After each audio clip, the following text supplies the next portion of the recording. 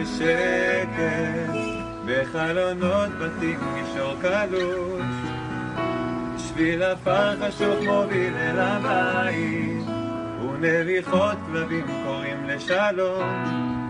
אני הולכת לאיבוד העבר, מחייכת לעצמי כשנזכרת, זה לא דומה בכלל למה שחשבתי כשדמיינתי שנהיה גדולים, וזה מרגיש כל כך פשוט ורגוע בין סופות שמאירות בחיים. זה לא מה שתמיד חשבתי, אבל זה מספיק טוב בשבילי.